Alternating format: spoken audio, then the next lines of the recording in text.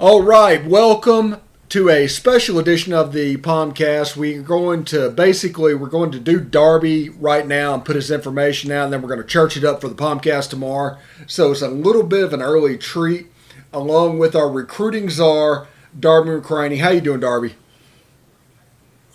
Man, I'm doing wonderful. Thanks for having me on.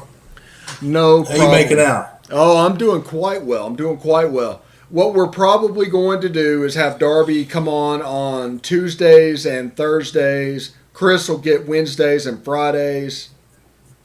And Ryan might get eventually Mondays. So it's kind of a full slate of POMcast and all this kind of information that you need coming down the wire. Because we're going to start rolling very soon. And by April, whenever we're good and going, you'll be glad that you called us in the beginning and set up all the stream warnings and all that good stuff because we're having a lot of fun here. Darby's going to come on. I think he wants to talk about defensive line today, and I'm really curious to see who the big targets are and what do you have?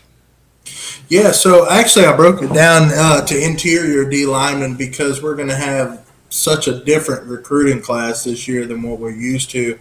We're starting to get in on some really big-time guys. Like we had in the Hugh Freeze era when we were big name here, big name there. But I put a few together for you guys, and the number one guy that Ole Miss is after right now is Jaheim Oates from Columbia, Mississippi. That is their number one target for interior defensive line. A lot of people are going to say, well, what about Walter Nolan? But these guys have been in on Jaheim Oates for quite some time. He's got a teammate on our team in Kentrell Bullock, both from Columbia, Mississippi. Big-time guy, recruited by Derek Nix for quite some time. And most people are going to know him because he was offered in the 8th grade by Nick Saban. It was his first offer was Alabama. So he's that big scale of a guy. Nationally, top 100 recruit, number 2 recruit in the state of Mississippi, number 8 overall at his position nationally. He's 6'4", 345, and he's just absolutely incredible, man. He's the guy. He's our Taiwan Malone of the defensive line in this class, if you will. Oh, so he's a true nose guard. Is there anything for the 3 techniques, the 300-pound-ish guys coming down the pipe? Yeah, he's 345, 6'4". But he's incredible physical specimen. And then obviously you guys know a little bit about Walter Nolan. He's from Cordova, Tennessee, the number 2 recruit in the nation, regardless of position. Really incredible guy. We didn't make his top 10, but I'm not sold on that quite yet. I know we're real close with him, and Kevin Smith recruits him, so you can't ever count him out. I look forward when he narrows his list the next time. I look for us to go ahead and make that list.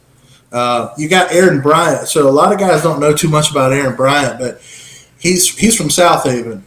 I know you guys know the Isaiah Brevard wide receiver that came from South Haven. So the story there was that as he's being recruited and they're watching Isaiah's tape, number 55 is showing up on the tape left and right, highlighting these tapes.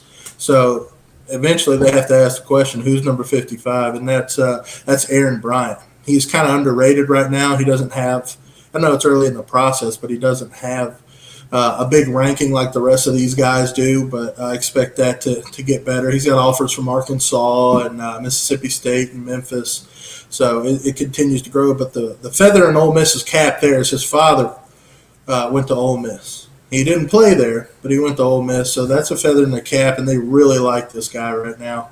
Another name I was going to go throw out there is Xavion Harris. A lot of people know him as well. He's teammates with John Lewis, who signed with Mississippi State this year.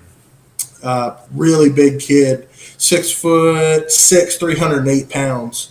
Really good deal there that we're in on him. So another feather in the cap we have is John Lewis signed with Mississippi State, right? But Nigel Knott is from Germantown as well, okay? Nigel Knott just transferred from East Carolina to Ole Miss. So that's hopefully bringing us back to par when it comes to recruiting. And again, you got Derek Nix on that guy. He's an incredible recruiter. But yeah, he's 6'6", 308 pounds from Madison, Mississippi. Really incredible recruit there. And I'll keep going down my list. I got another one here. Actually, this is a 2-for-1. Do you think you'll like? Is Daniel and Jamari Lyons? They're brothers from Florida, Homestead, Florida, and Melbourne, Florida. They play at different high schools, but they're brothers. Pretty neat story. And let me give you their rankings here, Steve. You got Daniel Lyons, nationally ranked 249 in the country. His brother Jamari Lyons ranked 300 in the country, and this is regardless of position.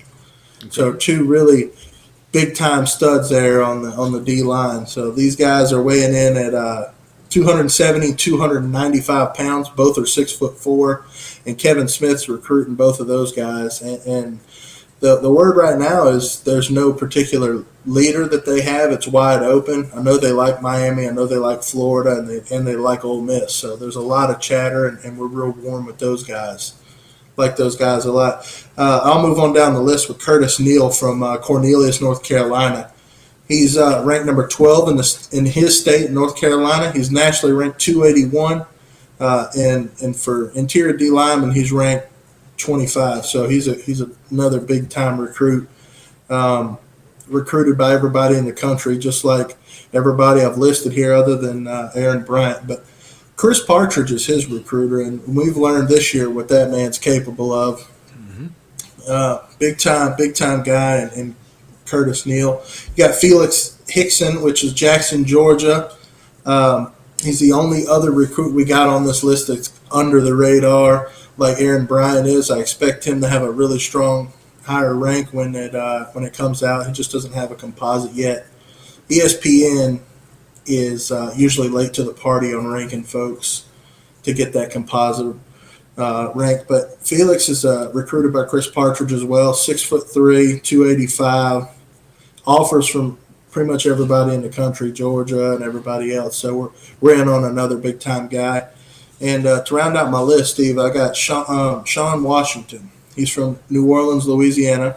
He's ranked number 13 in his state, 255 nationally, and 21 regardless of position, or at his position. I'm sorry.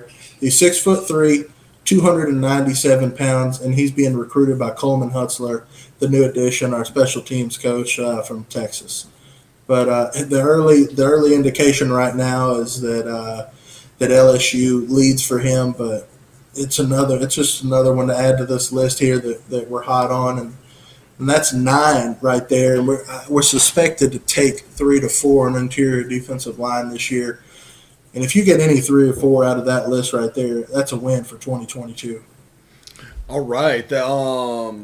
That's a nice look at the interior defensive line. Like I said, tomorrow, or if you're listening to the POMcast, we're going to church it up a little bit. But if you're just watching the stream right now, that gives you an idea of the direction that Ole Miss is going on this. Now, changing gears a little bit, Gus Malzahn to Florida.